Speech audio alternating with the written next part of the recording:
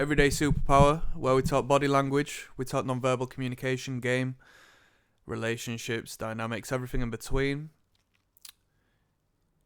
A, how do I become mysterious? It sounds ridiculous, doesn't it? It does sound ridiculous. How do I become mysterious? It's a little bit sad, to be honest with you, the question, but I'm going to answer it for you, alright? And if you were curious, it's not a means of it being sad, it's just, you would assume it would be something that is natural. Arguably, it should be, right? But you say, oh, women are interested in mysterious men. Women are fascinated by mystery and all this, that, and the third. And it's most definitely true because you stimulate and fascinate the imagination of a woman so she thinks about you. Because if and this is going to be 5 years, 10 years into a relationship, you still got to be playing this game. So the moment she works you out, susses you out, knows where your boundaries are. I don't want to play with that toy no more. Do you know what I mean? And then her mind will be attracted to the next man who is unlocked, for lack of a better term. And yeah, man, where do we begin with this one? So how do I become mysterious? First and foremost, it's not to give yourself entirely to one person, as far as your depths, your interests, your successes, your losses. And this is hard for most men because men just like to give themselves up, like a cat giving, the mouse to their owner to say, thank you for giving me your time and attention. Have a treat, have a bit of me, let me express myself. And a lot of it can be rooted in actual insecurity. So as opposed to it being like, I am confidently succeeding in this realm, I am comfortable and confident in myself to this extent where I can express myself to this level, which is still a bonus. Don't you get me wrong. Like being comfortable and confident in yourself to laugh at your ups and downs and be real and honest about who you are. That's like incredible because let's be real, no one's doing that. Let's be really real, nobody is doing that. So to be honest, not in a sense that you are honest towards other people about who they are, because that can be harmful, but you are honest in regards to who you are and the trips you've taken, as far as like literal tripping, not like trips around the world, like when you're falling, not I said literally, but you know where I'm coming from, when you've had blunders and mistakes, and when you can learn to laugh about it, experiences you've had that other people haven't, and you can have good engaging conversation, hopefully emotional conversation, you know what I mean, actually engage people with the stories you have to tell. That's really good. But as far as mystery is concerned, you don't have to tell everybody everything about your life 24 hours a day, and it becomes great and creates interest when somebody can ask you questions and you can respond to them with an answer to their question about yourself that you haven't told them already. Let's say you are dating, for example, and somebody catches up with you and says, let's talk women, the whole mysterious shtick. I don't know how consciously you want to play it with other men, you know what I mean? But it helps as far as, if you want to play that dominance sort of game, because you can sort of strike fear in people. I know we're going on a darker route there, but let's just say you won't be considered a walkover. People won't walk over you when you sort of uncover a little bit about yourself, which might be a little bit sinister, might be a little bit, aggressive, a little bit volatile. If you just give them an inkling into the insight as to how far that might go, then, they will treat you alike the woman as far as respect is concerned, as far as, your position in the hierarchy is concerned, because you've been mysterious within that realm, right? Does that make sense? So when you're talking, don't talk too much. When you're communicating, you have to communicate with them about themselves, because nobody else cares about them other than you. Everyone cares about themselves. Everybody lives life with their internal monologue, given you have one. Just sort of thinking about themselves, where they're going, what they're doing. I know I do, but when it comes to other people, I know that's not the way to communicate. So naturally speaking, I inquire about them. Yeah? And that's tough because initially I did so to the point where, when I first started learning the game, I did so to a point where it was very clear that I was just like firing questions. How many questions are you going to give me? Bloody hell, you know what I mean? Is this an interview?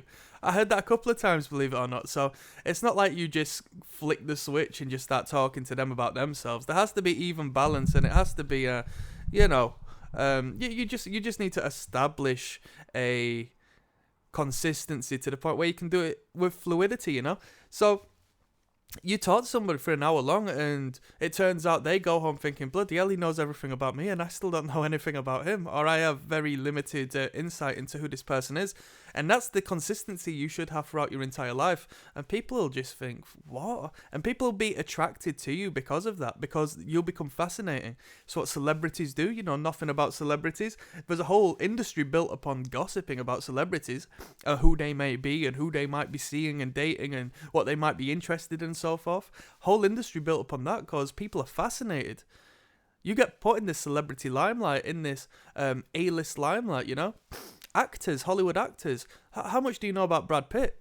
We know a lot about the characters he plays, and when it comes to actors, how do we know they're not in role? Who are they? Who are they? What's their inner depth, you see? And then when you might have a one-to-one conversation with Brad Pitt and he tells you something that's important to him, it becomes ever so much more important than as to whether he would, you know, just in, you know, face value tell everybody who he was anyway. Do you see where I'm coming from? So this is mystery. This is mystery. You have to allow insight to some extent of to what you're interested in and what you're doing and who you are and this, that, and the third, but you don't tell them the whole story. You allow them to finish the story. With mystery, there's ambiguity. There's generalization. There's all of these separate jigsaw pieces that come together to create the picture of that is you. And you're a very attractive person, superficially speaking, from the external. You give a first good impression. And then when it comes to the communication and the engagement, you see, let's say you're into training, you're into fitness, you're into the gym. And let's say, for example, it's not really your industry. You're not making money in it. You don't have to sell yourself in it with this realm, right? Why do you have to tell anybody you go to the gym?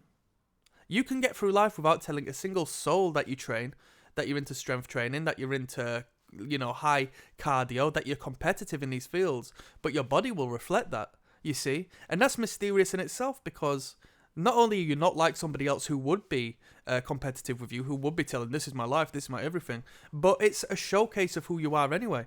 And somebody will ask you, you look strong, what do you bench? And you just say, I bench this much. You know what I mean? So many kilos, so many pounds. And they'll be like, bloody hell. That's a lot of weight. And you don't talk about it. But when people ask and inquire, you give them an insight as to who you are, and they're blown away by it, as opposed to you going up to them and saying, look at this video. This is me bench pressing this much weight. Do you see where I'm coming from? It's that lack of information that creates intrigue and interest in the others. Because if they... Let's say, for example, you upload a photo of yourself. Let's continue with the same theme. You upload a photo of yourself with your top off at the beach. And you tell everybody that you're into strength training and bodybuilding, and you can bench press and shoulder press and row, all of this great weight, right? People look at you and say, oh, cool.